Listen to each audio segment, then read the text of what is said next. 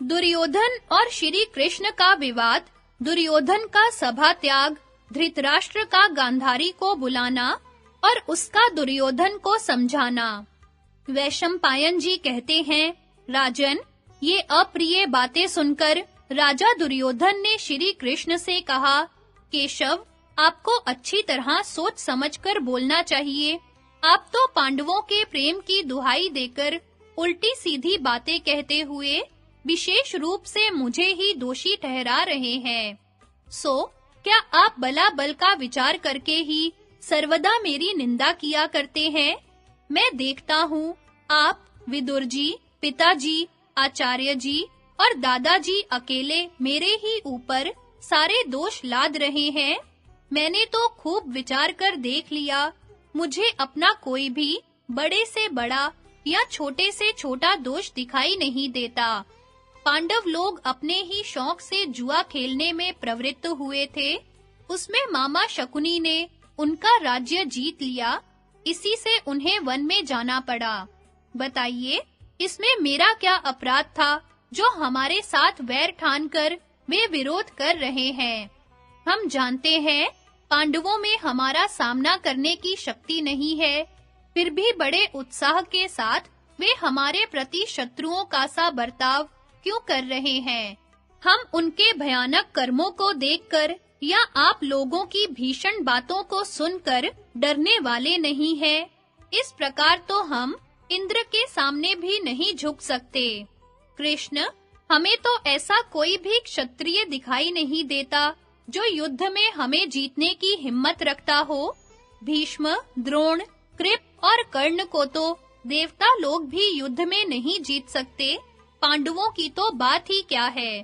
फिर स्वधर्म का पालन करते हुए हम यदि युद्ध में काम ही आ गए तो स्वर्ग प्राप्त करेंगे। यह तो क्षत्रियों का प्रधान धर्म है। इस प्रकार यदि हमें युद्ध में वीर गति प्राप्त हुई तो कोई पछतावा नहीं होगा, क्योंकि उद्योग करना ही पुरुष का धर्म है। ऐसा करते हुए मनुष्य चाहे नष्ट भले ही हो जाए, किंतु उसे झुकना नहीं चाहिए।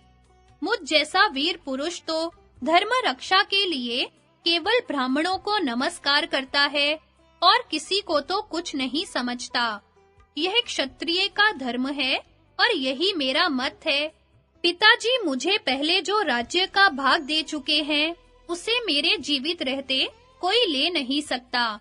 मेरी बाल्यावस्था में अज्ञान या भय के कारण ही पांडवों को राज्य मिल गया था, अब वह उन्हें फिर नहीं मिल सकता। केशव, जब तक मैं जीवित हूँ, तब तक तो पांडवों को इतनी भूमि भी नहीं दे सकता, जितनी की एक बारीक सुई की नोक से छिद सकती है।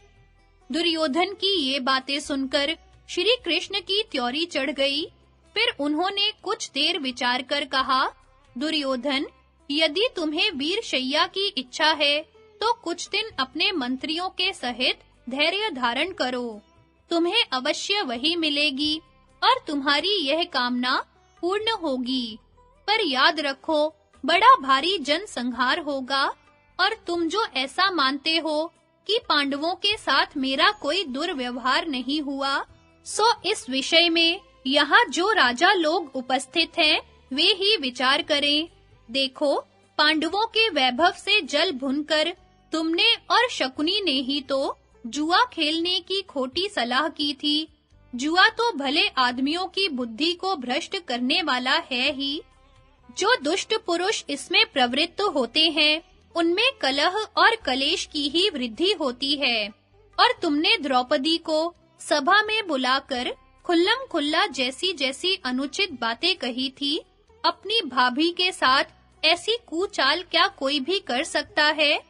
अपने सदाचारी, अलोलुप और सर्वदा धर्म का आचरण करने वाले भाइयों के साथ कौन भला आदमी ऐसा दुर्व्यवहार कर सकता है? उस समय कर्ण, दुशासन और तुमने क्रूर और नीच पुरुषों के समान अनेकों कटु शब्द कहे थे। तुमने वारनावत में बालक पांडवों को उनकी माता के सहित फूंक डालने का बड़ा भारी यत्न किया था। उस समय पांडवों को बहुत सा समय अपनी माता के सहित छिपे-छिपे एक चक्रा नगरी में रहकर बिताना पड़ा था। इसके सिवा विष देने आदि अनेकों उपायों से तुम पांडवों को मारने का यत्न करते रहे हो, परंतु तुम्हारा कोई उद्योग सफल नहीं हुआ। इस प्रकार पांडवों के प्रति तुम्हारी सर्वदा खोटी बुद्धि और कपटमय आचरण रहा है। फिर यह कैसे कहा जा सकता है कि महात्मा पांडवों के प्रति तुम्हारा कोई अपराध नहीं है? यदि तुम पांडवों को उनका पैतृक भाग नहीं दोगे, तो पापात्मन, याद रखो, तुम्हें ऐश्वर्य से भ्रष्ट होकर और उनके हाथ से मरकर वह देना पड़ेगा। तुमने कुटिल पुरुषों के समान पांडवों के साथ अनेकों न करने योग्य काम किए हैं, और आज भी तुम्हारी उल्टी चाल ही दिखाई दे रही है। तुम्हारे माता-पिता, पितामह, आचार्य और विदुर जी बार-बार कह रहे हैं कि तुम संधि कर लो, फिर भी तुम संधि करने को तैयार नहीं हो। अपने इन हितैषियों की बात को न मानकर तुम कभी सुख नहीं पा सकते। तुम जो काम करना चाहते हो, वह तो अधर्म और अपयश का ही कारण है। जिस समय भगवान कृष्ण यह सब बातें कह रहे थे, उस समय बीच में ही दुशासन दुर्योधन से इस प्रकार कहने लगा, राजन, आप यदि अपनी इच्छा से पांडवों के साथ संधि नहीं करेंगे, तो मालूम होता है ये भीष्म, द्रोण और हमारे पिताजी आपको, मुझे और कर्ण को बांधकर पांडवों के हाथ में सौंप देंगे। भाई की यह बात सुनकर दुर्योधन का क्रोध और भी बढ़ गया और वह सांप की तरह फुफकार मारता हुआ विदुर, धृतराष्ट्र, बाहलीक, कृप, सोमदत्त, भीष्म, द्रोण और श्री कृष्ण, इन सभी का तिरस्कार कर वहां से चलने को तैयार हो गया। उसे जाते देख उसके भाई, मंत्री और सब राजा लोग भी सभा छोड़कर चल दिए। तब पितामह भीष्म ने कहा, राजकुमार दुर्योधन बड़ा दुष्ट चित्त है। यह दूषित उपायों का ही आश्रय लेता है। इसे राज्य का झूठा अभिमान है तथा क्रोध और लोभ ने इसे दबा रखा है। श्री कृष्ण, मैं तो समझता हूँ इन सब क्षत्रियों का काल आ गया है। इसी से अपने मंत्रियों के सहित ये सब दुर्योधन का अनुसरण कर रहे हैं। भीष्म की ये बातें सुनकर श्री कृष्ण ने कहा, कौरवों में जो वयोवृद्ध हैं, उन सभी की यह बड़ी भूल है कि वे ऐश्वर्य के मद से उन्मत्त दुर्योधन को बलात् कैद नहीं कर लेते। इस विषय में मुझे जो बात स्पष्टतया हित की जान पड़ती है, वह मैं आपसे साफ-साफ कहे देता हूँ। आपको यदि वह अनुकूल और रुचिकर जान पड़े तो कीजिएगा। देखिए, भोजराज उग्रसेन का पुत्र कंस बड़ा दुराचारी और दुर्बुद्धि था। उसने पिता के जीवित रहते उनका राज्य छीन लिया था। अंत में उसे प्राणों से हाथ धोना पड़ा। अतः आप लोग भी दुर्योधन, कर्ण, शकुनी और दुशासन, इन चारों को बांधकर पांडवों को सौंप दीजिए। कुल की रक्षा के लिए एक पुरुष को, ग्राम की रक्षा के लिए कुल को, देश की रक्षा के लिए ग्राम को और अपनी रक्षा के लिए सारी पृथ्वी को त्याग देना चाहिए। इसलिए आप लोग भी दुर्योधन को कैद करके पांडवों से संधि कर लीजिए। इससे आपके कारण इन सब क्षत्रियों का नाश तो न होगा। श्री कृष्ण की यह बात सुनकर राजा धृतराष्ट्र ने विदुर से कहा, भैया, तुम परम बुद्धिमती गांधारी के पास जाओ और उसे यहाँ लिवा लाओ। मैं उसके साथ दुरात्मा दुर्योधन को समझाऊंगा। तब विदुर जी दीर्घदर्शिनी गांधारी को सभा में ले आए। उससे धृतराष्ट्र ने कहा, गांधारी, तुम्हारा यह दुष्ट पुत्र मेरी बात नहीं मानता। इसने अशिष्ट पुरुषों के समान सब मर्यादा छोड़ दी है। देखो, वह हितैषियों की बात न मानकर इस समय अपने पापी और दुष्ट साथियों के सहित सभा से चला गया है। पति की यह बात सुनकर यशस्विनी गांधारी ने कहा, राजन, आप पुत्र के मोह में फंसे हुए हैं, इसलिए इस विषय में तो आप ही अधिक दोषी हैं। आप यह जानकर भी कि दुर्योधन बड़ा पापी है उसी की बुद्धि के पीछे चलते रहे हैं। दुर्योधन को तो काम, क्रोध और लोभ ने अपने चंगुल में फंसा रखा है। अब आप बलात् भी उसे इस मार्ग से नहीं हटा सकेंगे। आपने इस मूर्ख, दुरात्मा, कुसंगी और लोभी पुत्र को बिना कुछ सोचे समझे राज्य की बागडोर संभला दी, उसी का आप यह फल भोग रहे हैं। आप अपने घर में जो फूट पड़ रही है, उसकी उपेक्षा क्यों करते हैं? इस तरह स्वजनों के फूटने पर तो शत्रु लोग आपकी हंसी करेंगे। देखिए, यदि साम या भेद से ही विपत्ति टल सकती है, तो कोई भी बुद्धिमान स्वजनों के दंड का प्रयोग क्यों करेगा? इसके बाद राजा धृतराष्ट्र और गांधारी के कहने से विदुर जी दुर्योधन को फिर सभा में लिवा लाए।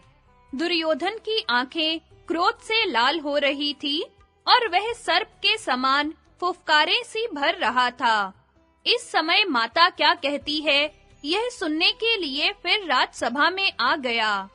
तब गांधारी ने दुर्योधन को झिड़क कर संधि करने के लिए इस प्रकार कहा, बेटा दुर्योधन, मेरी यह बात सुनो। इससे तुम्हारा और तुम्हारी संतान का हित होगा तथा भविष्य में भी तुम्हें सुख मिलेगा। तुमसे तुम्हारे पिता भीष्म जी, द्रोणाचार्य, कृपाचार्य और विदुर जी ने जो बात कही है, उसे तुम स्वीकार कर लो। यदि तुम पांडवों से संधि कर लोगे, तो सच मानो इससे पितामह भीष्म की, पिताजी की, मेरी और द्रोणाचार्य आदि अपने हितैषियों की तुम्हारे द्वारा बड़ी सेवा होगी। भैया, राज्य को पाना, बचाना और भोगना अपने वश की बात नहीं है। जो पुरुष जितेंद्रिय होता है, वही राज्य की रक्षा कर सकता है। काम और क्रोध तो मनुष्य को अर्थ से च्युत कर देते हैं। हाँ, इन दोनों शत्रुओं को जीतकर तो राजा सारी पृथ्वी को जीत सकता है। देखो, जिस प्रकार उद्दंड घोड़े मार्ग में ही मूर्ख सारथी को मार डालते हैं, उसी प्रकार यदि इंद्रियों को काबू में न रखा जाए, तो वे मनुष्य का नाश करने के लिए भी पर्याप्त हैं। जो पुरुष पहले अपने मन को जीत लेता है, उसकी अपने मंत्रियों और शत्रुओं को जीतने की इच्छा भी व्यर्थ नहीं जाती। इस प्रकार इंद्रियां जिसके वश में है, मंत्रियों पर जिसका अधिकार है, अपराधियों को जो दंड दे सकता है और जो सब काम सोच समझकर करता है, उसके पास चिरकाल तक लक्ष्मी बनी रहती है। तात, भीष्म जी और द्रोणाचार्य जी ने जो कुछ कहा है, वह ठीक है। वास्तव में श्री कृष्ण और अर्जुन को कोई नहीं जीत सकता। इसलिए तुम श्री कृष्ण की शरण लो। यदि ये प्रसन्न रहेंगे, तो दोनों ही पक्षों का हित होगा।